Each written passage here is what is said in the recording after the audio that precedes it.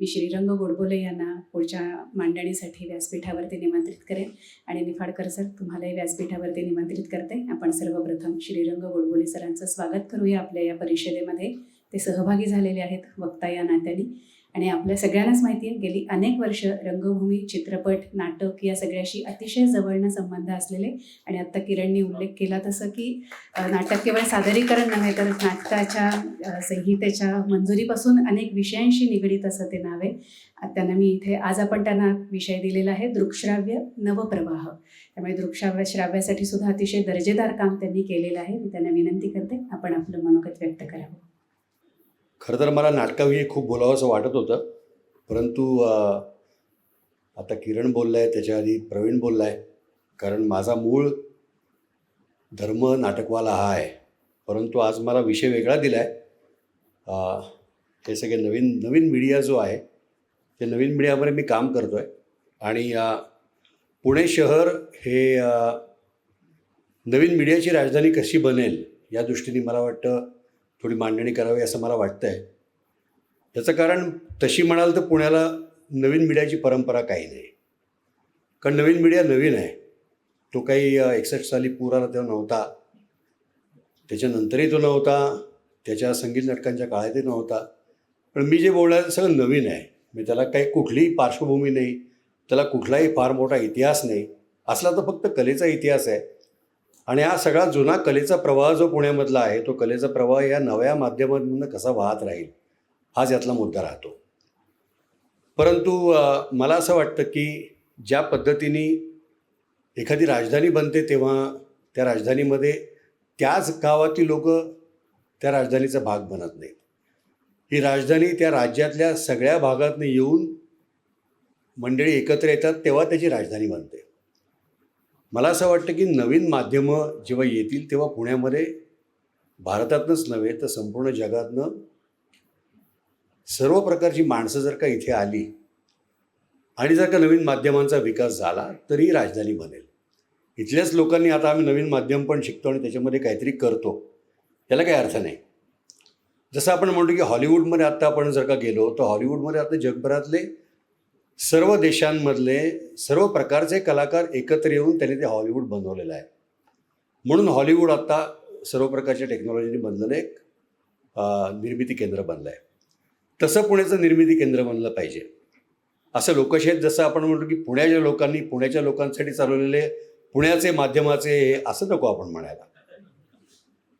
संपूर्ण भारतातल्या संपूर्ण जगातल्या माध्यमामध्ये काम करणाऱ्या लोकांना जर का असं वाटलं की मी पुण्यामध्ये येऊन काम करावं तर ती माध्यमांची राजधानी बनेल. बरोबर आहे ना किरण? तर त्याकरता काय असायला पाहिजे? त्याकरता ते फार मोठ्या प्रमाणात इन्फ्रास्ट्रक्चर क्रिएट व्हायला पाहिजे.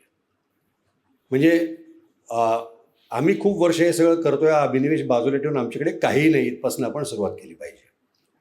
म्हणजे ज्याला आपण झिरो ग्राउंड म्हणतो, आता झिरो ग्राउंड आहे आपल्याकडे, काहीही नाही.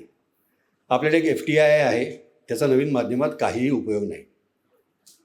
याचं कारण ते स्वतःच्याच गर्तेत सापडलेलं एक पांढरा हत्ती आहे असं माझं मत आहे. आपण तिकडे जायलाच नको. जर का याला शासकीय मदत मिळणार असेल आणि जर का कलाकारांनी आणि तंत्रज्ञांनी सगळ्यांनी मिळून ते उभं करायचं असेल तर ते संपूर्णपणे नवीनच असलं पाहिजे. ते आत्ताच्या टेक्नॉलॉजीचं पण असता कामा नये, कारण टेक्नॉलॉजी दर 5 वर्षांनी आमूलाग्र बदलते. ते नवीन बदलांना सामोरं जाणारं असं असलं पाहिजे. ती लॅबोरेटरी असली पाहिजे. ते प्रोडक्शन हाऊस असता कामा नये. ते प्रोडक्शन हाऊस झालं की 5 वर्षात त्याची युटिलिटी संपते, कारण नवीन काहीतरी येतं. आमूलाग्र बदल करणारं म्हणजे माध्यमांमध्ये काहीतरी आमूलाग्र विचार करणारं असं जर का काही पुण्यामध्ये तयार झालं तर त्याला जगातल्या सर्व भागातनं चांगले लोक आकृष्ट होतील आणि मग त्याला राजधानीचं स्वरूप येईल. भारतातनं पण लोक येतील, महाराष्ट्रातल्या कानाकोपऱ्यातनं पण लोक येतील. साधं उदाहरण तुम्हाला सांगतो. अनरियल नावाचं आत्ता एक तंत्रज्ञान आहे ज्याच्यामध्ये तुम्हाला कम्प्युटरद्वारा तुम्ही सगळ्या प्रकारच्या बॅकग्राऊंड्स क्रिएट करू शकता, सर्व प्रकारची विश्व उभी करू शकता, सर्व प्रकारचे चित्रपट तयार करू शकता, ज्याला तुम्हाला पूर्वीसारखे सेट्स वगैरे करण्याची आवश्यकता नाही. आर्टिफिशियल इंटेलिजन्ससारखं आता नवीन तंत्रज्ञान आलेलं आहे. ही सगळी टेक्नॉलॉजी जी आहे ही टेक्नॉलॉजी शिक्षणात नाही येते. पुणे विद्येचं माहेरघर आहे. या विद्येच्या माहेरघराला आपण या नवीन टेक्नॉलॉजीकरता कसं उद्युक्त करू शकतो. मी आता आपल्याकडे एक C4I4 नावाची एक संस्था आहे, सेंटर फॉर एक्सेल, म्हणजे ते आता सेंटर फॉर इंडस्ट्रियल रेव्होल्युशन 4 मध्ये काम करत आहेत. ते आता AI म्हणजे आर्टिफिशियल इंटेलिजन्समध्ये काम करतात, की इंडस्ट्रीमध्ये म्हणजे मॅन्युफॅक्चरिंग इंडस्ट्रीमध्ये आर्टिफिशियल इंटेलिजन्स कसा वापरता येईल.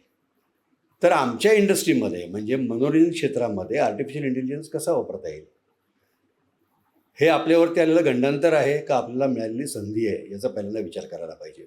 अनेक कलाकारांना असं वाटतं की आमचं सगळं संपलं, आता हे सगळं कृत्रिम जे आता तंत्रज्ञान आहे हे आता आम्हाला येऊन आमच्यावरती आक्रमण करणार, आमची युटिलिटी संपली. तर असं अजिबात नाही आहे. जो मनुष्य सर्जक आहे, निर्मितीक्षम आहे, त्याच्याकरता हे तंत्रज्ञान त्याचा दास आहे. पण ज्या क्षणी तुम्ही तंत्रज्ञानाचे दास व्हाल त्या क्षणी तुमचा इथला व्यवहार संपला. त्यामुळे तंत्रज्ञान आपलं कसं दास होऊ शकेल. आपल्याकडची कला आणखी नवीन तंत्रज्ञान यांची सांगड घालणारी इथे काय यंत्रणा असेल, ती पुणे युनिव्हर्सिटीमध्ये असेल का इथल्या खाजगी युनिव्हर्सिटीजमध्ये असेल का, इथे अशा प्रकारच्या लॅब्स असतील ज्या लॅब्समध्ये तंत्रज्ञान आणि कला यांचं एकत्रीकरण होणार आहे, यांचं ॲमॅल्गमेशन होणार आहे. अनुभव देण्याकरता, ज्याला आपण एक्सपिरियन्शियल असं म्हणतो, जे आता खूप वाढतं आहे. आता जसं किरण म्हणाला की आता लोकांना समीप नाट्यानुभव पाहिजे. चित्रपट आत्ता आहेत पण त्या चित्रपटाचा खळवळ लोकांना कंटाळा येणार आहे. लोकांना अनुभव पाहिजे, लोकांना देखावा नको आहे, लोकांना अनुभव पाहिजे. हा अनुभव कसा येणार आहे.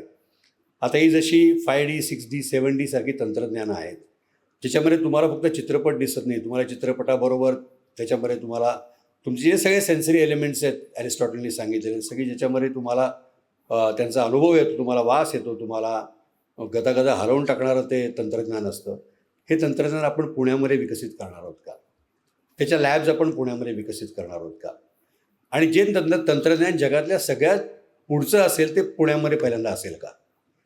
तसं जर का झालं तर मग असं होईल की आपल्याला, ज्याला आपण म्हणतो की फर्स्ट मूव्हर ॲडव्हान्टेज ज्याला म्हणतात, तो फर्स्ट मूव्हर ॲडव्हान्टेज पुण्याला येईल. हे असंच करायला पाहिजे का, तर असं काही नाही.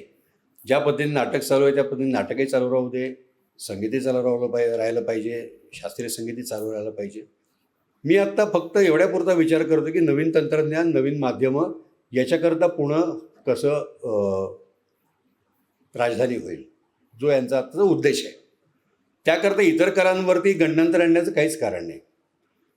मला असं वाटतं त्याकरता सगळ्यात महत्त्वाचं ॲडव्हान्टेज पुण्याला काय, तर पुणे शिक्षणाची राजधानी आहे.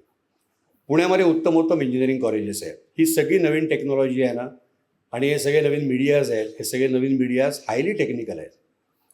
तर मग पुण्यातली असलेली तांत्रिक क्षमता, पुण्यात असलेलं इंजिनिअरिंग, पुण्यामध्ये असलेलं एज्युकेशन आणि पुण्यामध्ये असलेली कला, या सर्व गोष्टींचं एकत्रीकरण करून जर का आपण नवीन माध्यमांमध्ये या सगळ्यांचा ॲमल्गमेशन करू शकलो, या सगळ्याचं कन्व्हर्जन्स करू शकलो, तर मला असं वाटतं की नक्कीच आपण पुण्याला त्या एका बिंदूपर्यंत नेऊ शकतो जिथे जगातल्या कुठल्याही माणसाला वाटेल की अरे मला ॲनिमेशन करायचं आहे, पण नवीन पद्धतीने ॲनिमेशन करायचं आहे, मला एक कम्प्लिटली 3D मधला एक एक्सपिरियन्स क्रिएट करायचा आहे. मला पोलंडला जायची गरज नाही. आता लोक पोलंडला जातात ॲनिमेशन करायला, हॉलिवूडमध्ये जातात. मग ते पुणं असू शकेल का. थोडं स्वप्नवत वाटेल, परंतु जसं मगाशी प्रवीण म्हणला, उच्च रवामध्ये ठणकावून जर का आपण सांगितलं आम्हाला कलेचा वारसा आहे आणि आम्ही विद्येचंही माहेरघर आहोत, या सर्व गोष्टींचा विचार करून आमची अशी इच्छा आहे, आम्हाला पुणे हे विद्येचं आणि नवीन मीडियाचं माहेरघर बनवायचं आहे. आपण हे नक्की करू शकतो. धन्यवाद.